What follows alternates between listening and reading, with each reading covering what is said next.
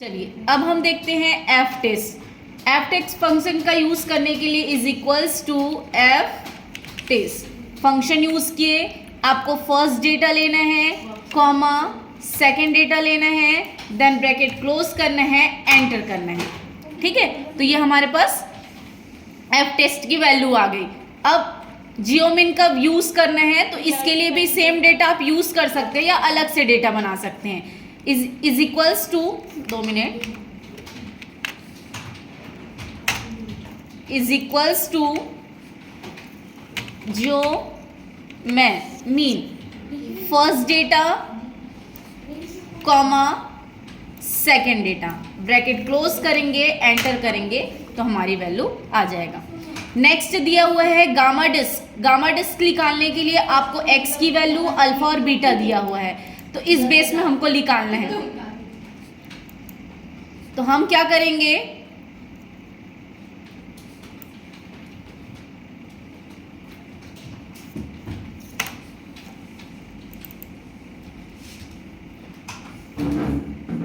इसको हटा देती हूं पहले। Is equals to gamma disc, first value x की, फिर सेकेंड वैल्यू अल्फा, फिर बीटा, फिर आपको यहाँ पे ट्रू और फॉल्स यूज करना है, फिर ब्रैकेट क्लोज करेंगे, एंटर करेंगे तो हमारा गामा डिस्क आ जाएगा।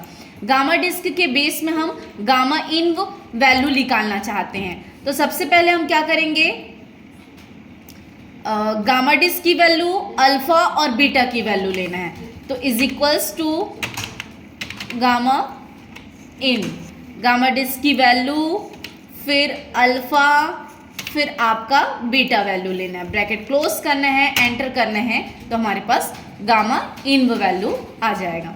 नेक्स्ट दिया हुआ है गामा इन की वैल्यू हमको निकालना है, तो एक्स की वैल्यू के बेस पे लिख लेगा, तो is equals to gamma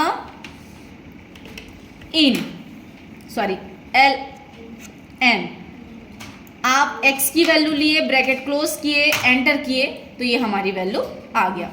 next देखना है हमको फ्रीक्वेंसी वैल्यू निकालना है, तो फ्रीक्वेंसी वैल्यू में क्या करना है, हमको डेटा लेना है। हमारे पास दो डेटा है, एक डेटा दिया हुआ है, दूसरा कंडीशन दिया हुआ है, तो ये हमको निकालना है।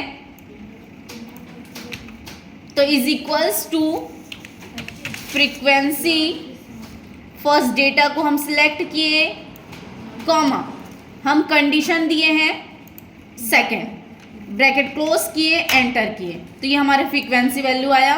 और भी निकालना है आपको, ड्रैग करेंगे तो सभी का आ जाएगा। इसी तरह से और भी वीडियो देखने के लिए मेरे चैनल को लाइक, शेयर एंड सब्सक्राइब करें। Thank you.